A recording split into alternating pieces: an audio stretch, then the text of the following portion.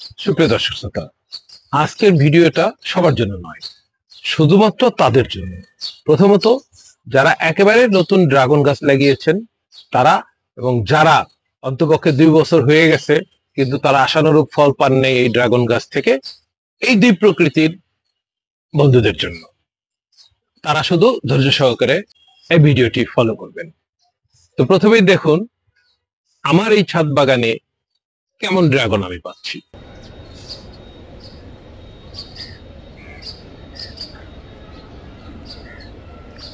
এটা হলো আমার এই যে দেয়ালটা দেখতেছেন, দেয়ালের ওই পাশটা, আর দেয়ালের ভিতরের পাশটা এবার দেখুন।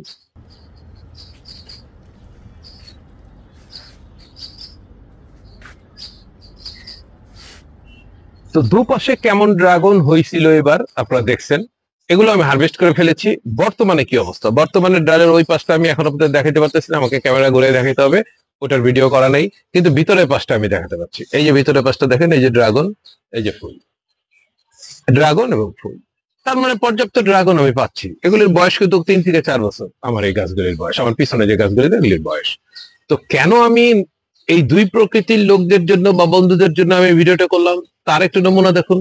যারা হতাশ হয়ে গেছেন তাদের হতাশ হওয়ার কিছু নেই। এই যে দেখুন বন্ধুরা, যে জিনিসটা আমি দেখাতে চাচ্ছিলাম, এই যে দেখুন, আমি এই ড্রাগনের যেগুলো যেগুলো আমার অপ্রয়োজনীয় ডাল সেগুলি কেটে কেটে এখানে ফেলে দিচ্ছি। এই যে এই বর্ষা মৌসুমে দেখুন, এই যে একটা কাটা গাছ দেখা যাচ্ছে, এই যে দুটি গাছ, এই যে একটি কাটা গাছ, এই যে একটি কাটা গাছ, যেটা এখানে এই এখানে এসে ঝুলে আছে কাটা গাছ, এখানে ফেলে দিছি। কারণ এই জায়গাটা আমার কাছে ওয়েস্টেজ ছাদে, সেই জায়গায় ফেলে দিছি।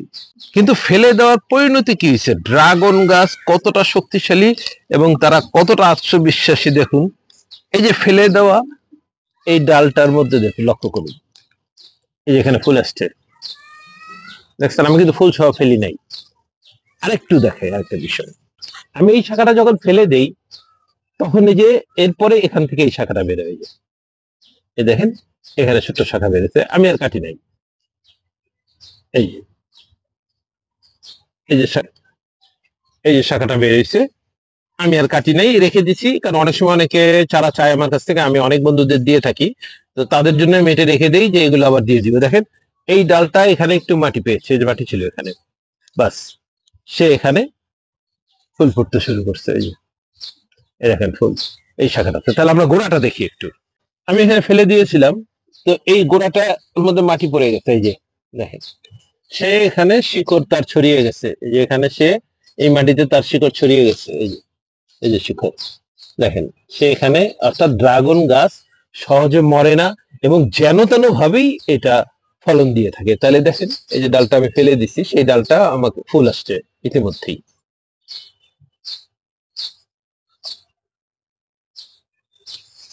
এবার বন্ধুরা আরেকটা বিষয় দেখাবো। দেখেন একটা 5 লিটারের তেলের ক্যান, এটার মধ্যে আমি একটা শাখা লাগিয়েছিলাম। এই যে সে এখান থেকে দুটি ডাল দুই দিকে গেছে, গিয়ে এটা লক্ষ্য করুন, এখানে গিয়ে সে আবার এখানে আমার দেয়ালের সাথে শিকড় গজিয়ে সে এদিক দিয়ে ওই পাশে চলে গেছে। আর আরেকটা শাখা এই দিক দিয়ে উপরে এদিকে উঠে গেছে, আরেকটা শাখা এই যে উপরে উঠে গেছে।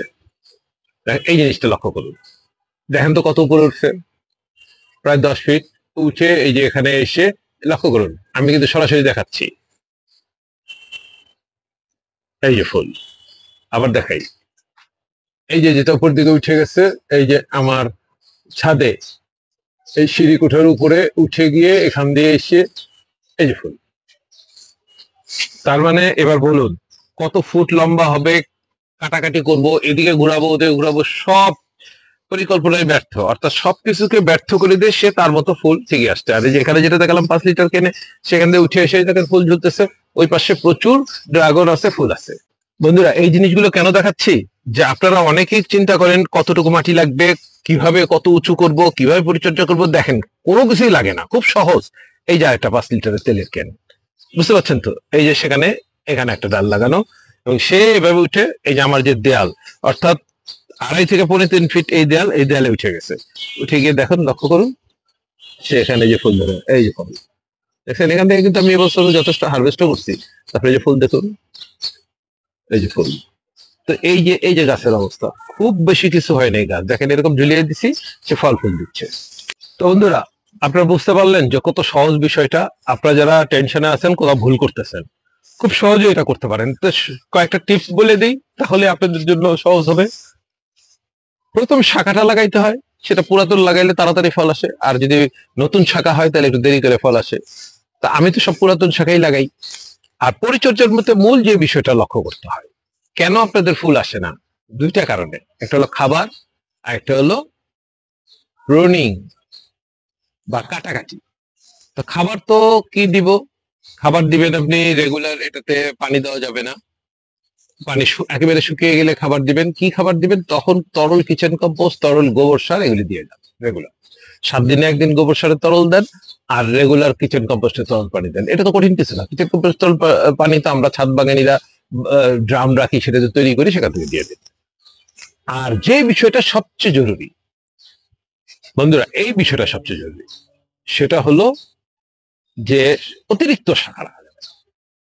বন্ধুরা এই যে দেখুন, এই ডালটা এখানে এসে একটা ছোট্ট একটি ডাল, আরেকটা শাখা বের হয়েছে, লক্ষ্য করুন। এখান থেকে মূল শাখাটার থেকে একটা ছোট শাখা বের হয়েছে। এই জিনিসটা সবচেয়ে জরুরি। এরকম শাখা যদি আপনি সারা বছর বের করেন তাহলে ফল পাবেন না। এখানে কেটে দিতে হবে সারা বছরই। শুধু রাখবেন গিয়ে এই ফলটা যখন শেষ হবে, আমাদের এটা এটা সেপ্টেম্বর মাস, এই সেপ্টেম্বর মাস শেষ হয়ে গেলে এই শেষবারের মতো কিন্তু ফুল আসছে সেপ্টেম্বরে। অক্টোবর পর্যন্ত সবাই পাবেন, নভেম্বরেও অনেকে পাবেন, তারপরে আর আসবে না। ডিসেম্বর মাস থেকে আপনি এই শাখাগুলি রাখতে পারেন। সেটা কিভাবে ডিসেম্বর মাসে, জানুয়ারি মাসে, ফেব্রুয়ারি মাসে আপনি শাখাগুলি রাখবেন, কিভাবে রাখবেন, কিভাবে খাবার দেবেন, ওই সময় পরিচর্যাটা একটু ভিন্ন ধরনের। ডিসেম্বর, জানুয়ারি, ফেব্রুয়ারি, মার্চ, 4 মাস পরিচর্যা করবেন, আবার এপ্রিলে ফুল আসবে। তো এখন আপাতত এই ধরনের শাখা রাখবেন না। তবে হ্যাঁ, আবার পুরাতন শাখা কাটতে যেয়েন না। ওই যে আমি যে শাখাটা ফেলে দিছি, যেটা ভিতরে দেখলেন যে কলি আসছে, সেটা পুরাতন শাখা। এরকম শাখা ফেলে দিলে তাহলে ওখান থেকে ফুল হারাবেন। আমার ফেলতে হয়েছে কারণ আমার অতিরিক্ত শাখা হয়ে গেছিল, আর এই দেয়ালে এত দূরে ঝুলে গেছিল, আমি ইচ্ছে করে কেটে ফেলছি। কারণ বেশি ঝুলে গেলে যে ছিঁড়ে পড়ে যাবে এবং মানুষ ক্ষতিগ্রস্ত হবে। কারো মাথায় পড়লে এটা তো প্রচন্ড কাটা হয়, সে আঘাতপ্রাপ্ত হবে। তাই আমি ওই নিচে বেশি ঝুলে গেলে ওগুলি কেটে ফেলি। তো বন্ধুরা, আমি খুব সংক্ষেপে বলে গেলাম। তো এখনো যদি আমার চ্যানেলটি সাবস্ক্রাইব না করে থাকেন, অনুগ্রহ করে দিবেন। দেখা হবে পরবর্তী কোনো ভিডিওতে। অবশ্যই এটা সেপ্টেম্বর মাস, অক্টোবরে আমার আরেকটা ভিডিও থাকবে লাস্ট পরিচর্যার। নভেম্বর থেকে আমি নতুন এপ্রিলে যাদের ফুল আসবে তাদের সম্পর্কে ভিডিও দিয়ে যাব, যারা এপ্রিলে ফুল পেতে চান।